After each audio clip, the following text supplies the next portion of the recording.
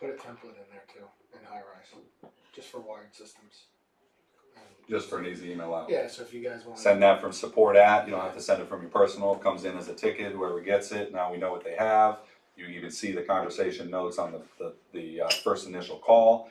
On those initial calls, if it's unclear what they have, start probing a little bit on what kind of service are you looking for.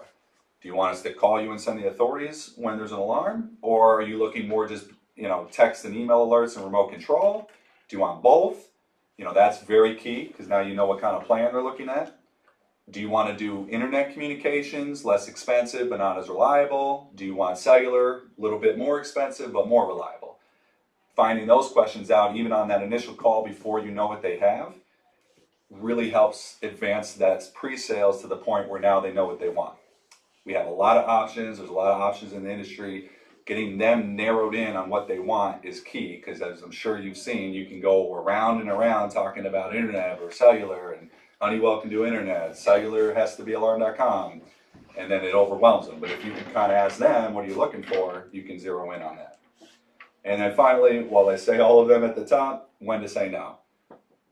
Red fire cabinets and off-brand, Fortress, Curie, UI, China, anything sold in China is something that's not worth even looking at taking it over. If it's by now, I would say if you haven't heard the name, the brand, it's probably something that's not professional. So at that point, you start saying, listen, that's a system you might have bought on eBay or found online on some weird website.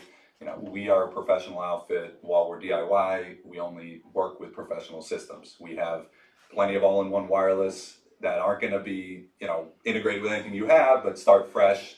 Here's all the functionality that we can give you. On the communicators, if it's AlarmNet, non-proprietary, meaning not an ADT communicator or any other once you lock in on the communicator and look at a model number, if it has like some other brand in the model number, then obviously we can't take those over. Then it's just a matter of, your system's easy to take over, we just need a new communicator. Alarm.com, again, if it's a Vivint communicator on a GC2, that's one we can't take over, but we know how to just pitch them a new communicator in that case. So it's, again, figuring out panel and communicator, what is it proprietary or not, what can we do with it? Just GC2 though, not 3, right? By the time the GC3 was out, Vivint had the Sky panel. So Vivint never touched the GC3. Never touched it. That's why it's easy. GC2, no matter what it says on the front, it can be taken over. The communicator is the key at that point. Is it proprietary or not? If it's Vivint on there, you know it is.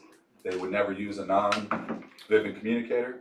So right there, right at the panel, that's all it is. Look at it. Oh, it says Vivint communicator or touchscreens in the top right corner. Just got to drop a new card in there. Once we confirm your firmware, we can tell you which cards you can get, or we can help you with a firmware upgrade. And then Telguard, we can take over Telguard communicators. We obviously sell the TG1 Express. There's the TG4. There's these other Telguard communicators. They're not as popular. We don't push them as hard on the website, so we don't hear as much about that. But any Telguard, as long as they get it released, we can take those over as well.